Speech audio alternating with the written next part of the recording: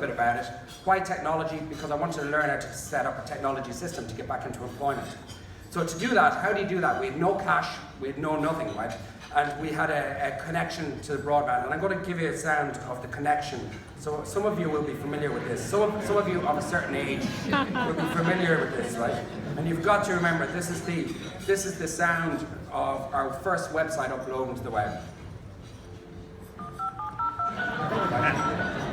So a lot of you remember that, right? So what we've got to remember is, right, if you can do all of that, if you can do all of that with this, what could you do if we had incredible broadband through Mayo? So that's that. Turn it off now. Okay? So how did I get started, right? So I bought a book, Rocks Commerce 1.1, and the book was about this size. And literally from my first day of unemployment, I was actually working 12 hours a day. And I was literally following the book from start to finish. So I was building this website and I absolutely loved it because I knew nothing about technology. And I think it was that level of naivety in some ways to technology that allowed me to go ahead and build what I built. Because why naivety? Because, you know, sometimes when you're trained in a certain subject or you know too much about the subject, you see these blockages in your head.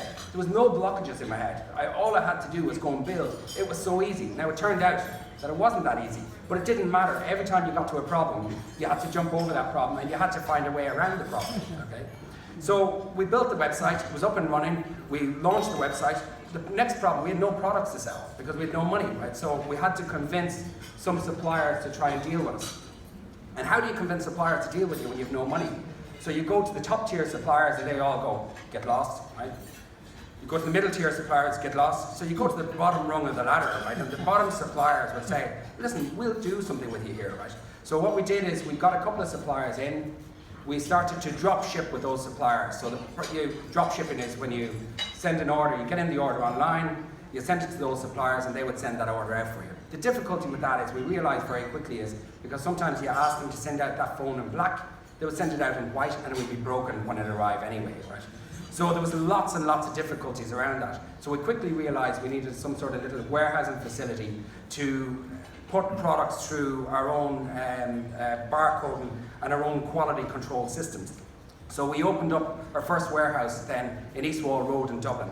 So it was at the time, so the movement from Mayo came from sort of being unemployed in Mayo, getting the systems built, then moving back to Dublin and actually starting to contract in IT slowly to help fund the development of these systems.